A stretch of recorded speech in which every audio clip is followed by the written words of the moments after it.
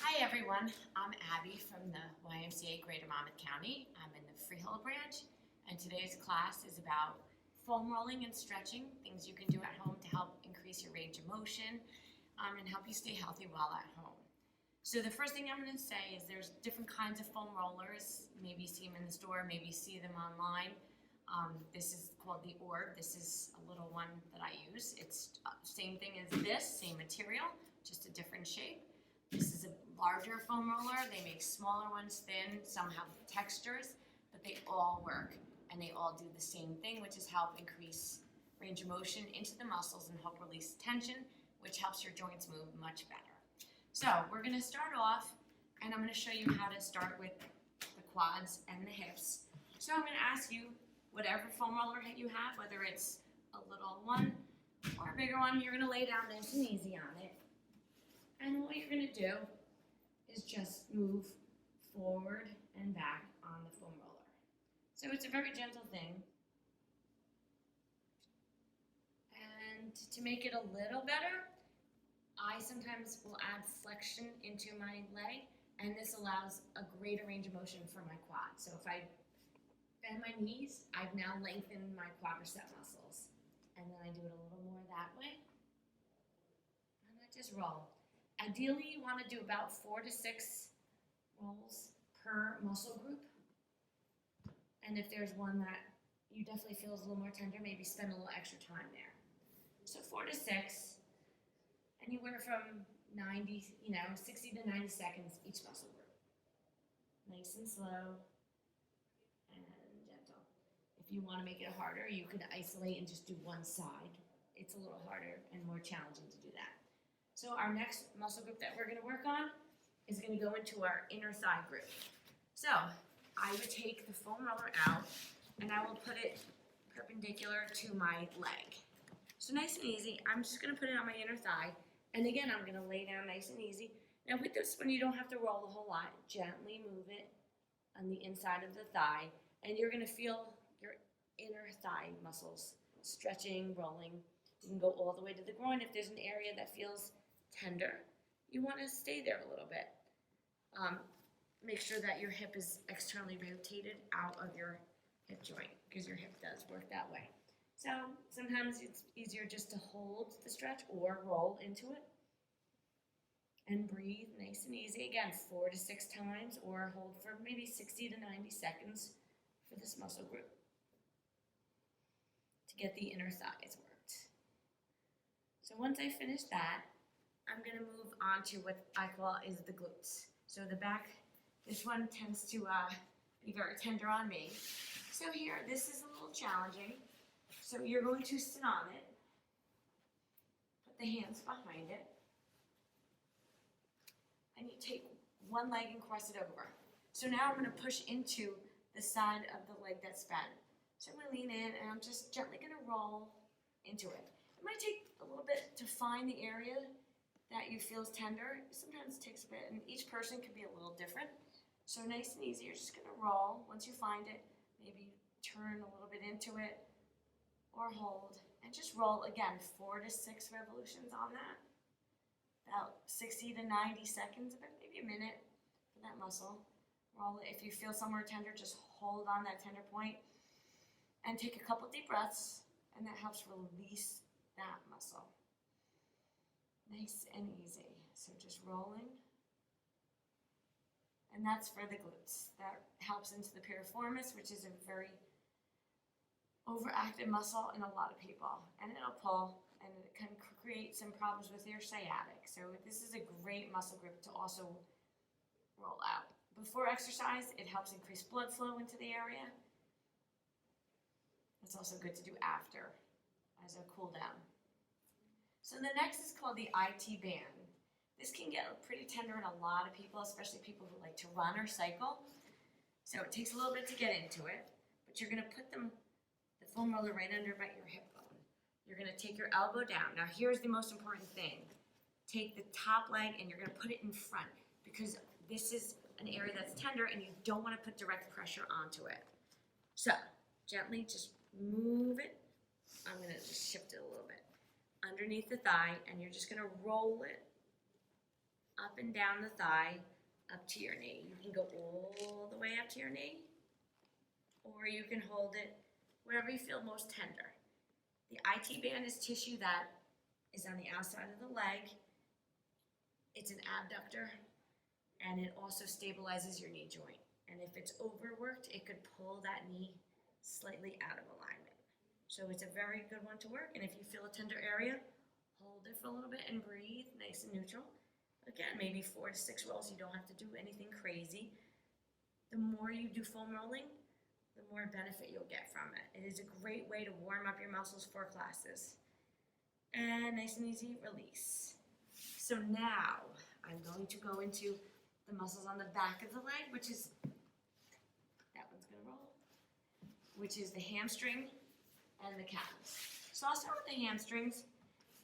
I don't really get too much tightness in my hamstrings because I can stretch them. So you can just roll backwards on those legs and forward. Sometimes to make it harder or to get in there, I would do one leg and I'll just put one. It can get a little tricky. If that's hard, just take breaks and hold areas that are tender. And then I would switch it if I'm doing a single leg. Again, 4 to 6 rolls per muscle group is all you need. Nice and easy, rolling back and forth. So I would spend about a minute per muscle group. If there's a muscle that's tighter, then obviously spend a little more time with it. Now the calf is my area. So I spend a lot of time on the calves. So the same thing as we did with the hamstring, I'm going to put my hands behind me.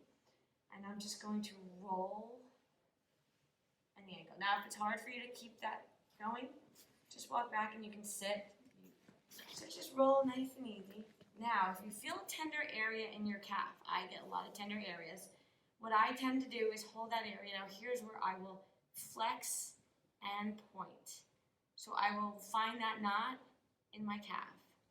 And I'll flex and point my foot. And by doing that, you help kind of push into that. I also can make it harder by putting one leg over and working one calf by itself. It's a great way to do it. Again, 4 to 6 times, and then you would switch it to the other side and go 4 to 6 on this side. Definitely gets a little tender.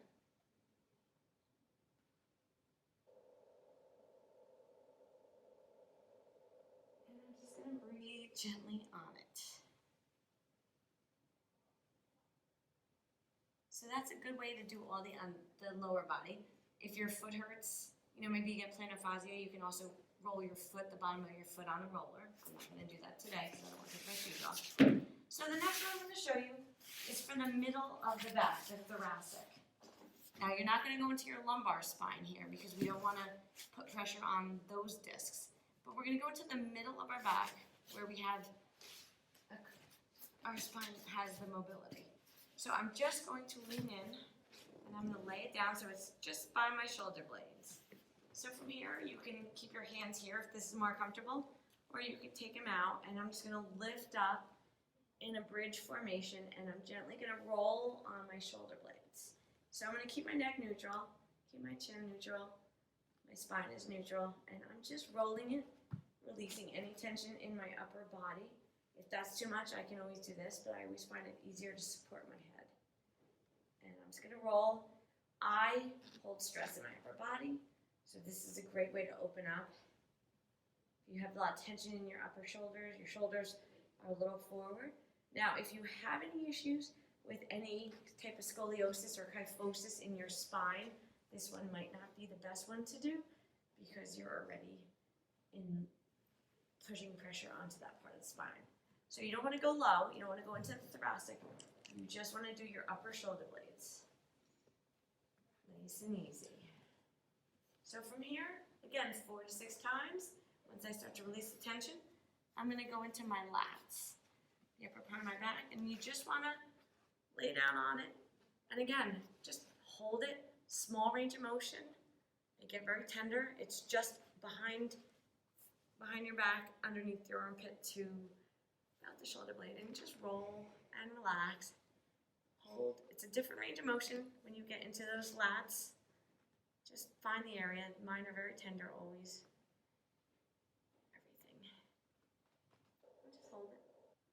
to go a lot with the range of motion. These are different muscle groups. The legs definitely get more tender, so we can hold. And again, you want to make sure you're breathing nice and easy.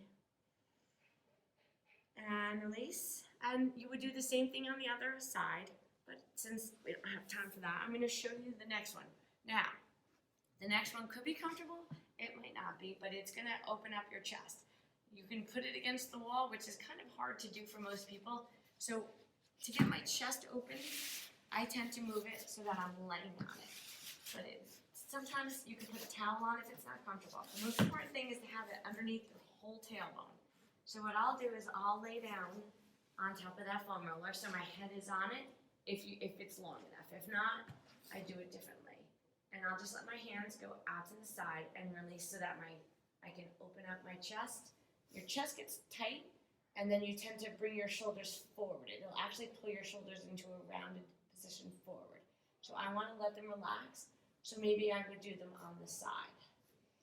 If you have the little ball roller that I showed you, you can stand against the wall and just roll into the front of the chest, just to allow those muscles to loosen up. And again, so from here, I'm not really rolling, I'm just letting my arms relax outward and start to open up and let my shoulders come down away from my ears. So again, you're just going to breathe nice and gently. And relax. And release. And then if there's an area that you feel like needs more time, you can spend more time with that area. I'm coming off of this a little harder. Just roll to one side and come up. We're going to go over some stretching techniques also. So for hamstrings, you can keep your legs both open. You can bend one knee. I think that's easiest. Now the most important thing is not to round that lower back. You can always sit on a pillow, a cushion, a chair. Inhale, exhale, and lean forward. You don't have to grab that toe or reach for it. You just have to lengthen it and relax forward. Abs are pulled in, and you're just stretching through your hamstring. Just getting into those muscles. Nice and easy. These are the kind of stretches I would do after I finish it. And then a total body class. I'm going to do the other side. Stretching into those hamstring muscles. These are called static stretches. So ideally you want to hold the stretch 30 to 60 seconds. Not bouncing, don't jar it, don't pull. You just want to relax into it. If you feel like you can go farther, come down farther. You can release it a little bit and then go down a little bit farther. When you do that and you exhale into your stretch, you can actually get a little more range of motion. But again, you only go to the point that you feel the stretch and you hold it. You don't go to any pain. So from here, my next stretch would be the butterfly sit. So I would take my feet in front of me, put my heels together, and I'm not going to pull myself down. I'm just going to allow my legs to loosen and relax, stretching into the inner thigh muscles. And I'm going to breathe. I'm not going to hold my breath. I'm not going to create tension anywhere else. If I feel like I'm rounding my back, maybe I'll sit on a cushion and lift myself up. Nice and easy, breathing, breathing. Again, maybe you want to sit and hold the stretch. 30 to 60 seconds will help relax those muscles. Stretching most days of the week will increase the range of motion into the muscles, and then hope you get more range of motion into that joint. So the next is going to be the glute. So my easiest way to do it is I take one leg and I cross it over, and then I hug it in. And I hug it until I feel that stretch. I don't sit back, I sit into it. And I'll feel a gentle stretch into the back of my hamstring and then into my glutes, and that helps open up. I breathe nice and easy. Deep breaths in. And again, 30 to 60 seconds for each stretch. These are great stretches to do before and or after your workout. Foam rolling is great to do definitely before your workout. It's good to do after. Static stretching is always great to do after your workout or any day of the week, especially after a long walk, run, anything, bike ride, maybe you're not used to it. Spend a little time going through these stretches, maybe before you sit down on the couch and Netflix, all that good stuff. And relax. So I'm going to show you how to do the quad, but we're going to do it laying down. So I'll do it side lying. You would do both sides. So this is a great way. You can do it standing up. I like to do it laying down because I find I don't pull and I get a great stretch. So the important thing is not to flex that hip, to keep this hip straight. So I'm gently going to grab my foot and I'm just going to stretch. I'm not going to pull that knee. I'm just going to gently hold on, and now I'm getting a stretch into my quadricep muscle, the front of the thigh.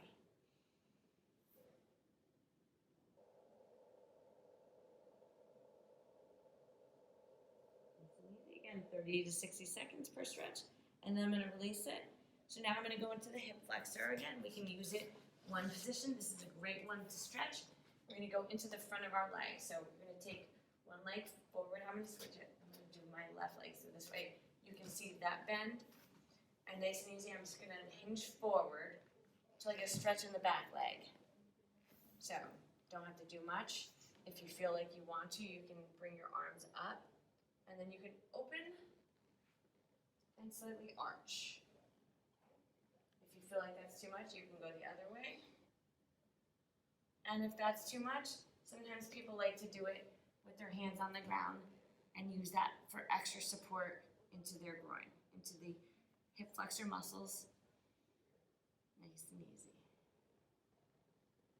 I will show you a couple more stretches for them as well.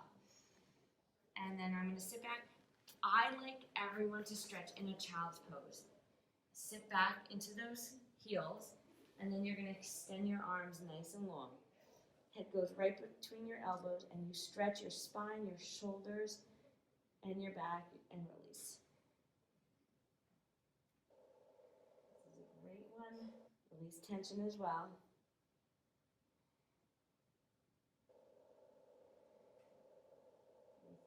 When you sit up, we come onto all fours. The knees are underneath your hips for support. So from here, I'm going to round my back, drop my head, and I'm going to look at my belly, towards my belly button. This way I stretch through my neck. And then when I release, I exhale, and I'm going to lengthen my spine. You don't have to drop that belly and arch that back. You want to lengthen your spine, look forward, take your head away from the tailbone. And then you exhale. We're going to round it again. Get a great stretch through that neck. And extend that spine, creating mobility and movement into it.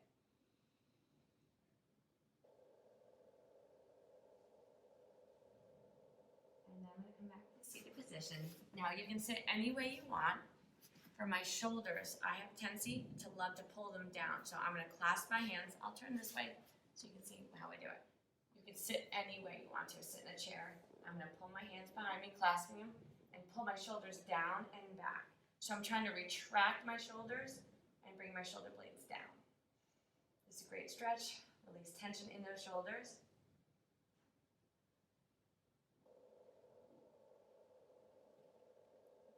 And the hands in front of my chest. And then I round it and I bring my chin to my chest.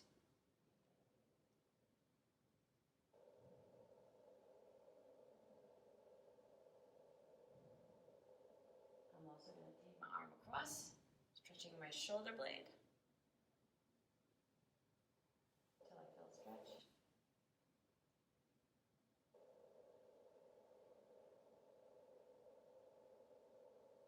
And switching sides, I just take my other arm across.